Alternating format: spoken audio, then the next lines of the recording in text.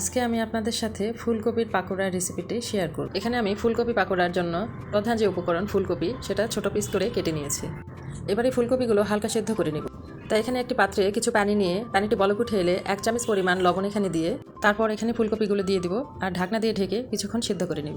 এগুলো সেদ্ধ হয়ে গেছে আর এখানে একটি ছাঁকনিতে পানি ঝরিয়ে নিচ্ছি। এবার পাকোড়া তৈরির জন্য আমি একটি বেটার তৈরি করে নিব। এখানে বেটার তৈরির জন্য আমি একটা বাটিতে হাফ কাপের মতো বেসন নিয়েছি, তার সাথে 1 চামচ চালের গুঁড়ো দিয়ে দিব। আরও দিয়ে দিব স্বাদমতো লবণ, 1 টেবিল চামচ শুকনো মরিচের গুঁড়ো, হাফ চা চামচ হলুদের গুঁড়ো, 1 চামচ বাটা মশলা আর কিছুটা ধনিয়া পাতা। এবার নর্মাল পানি দিয়ে আমি একটু গোলা তৈরি করে নিব।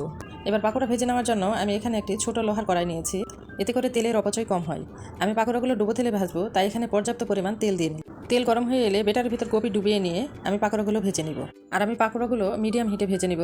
পাকোড়াগুলো ভাজতে খুব একটা বেশি সময় লাগে না। ভিডিওটা ভালো লেগে থাকলে অবশ্যই বাসায় ট্রাই করবেন আর কেমন হয়েছে তা কমেন্ট করে জানাবেন।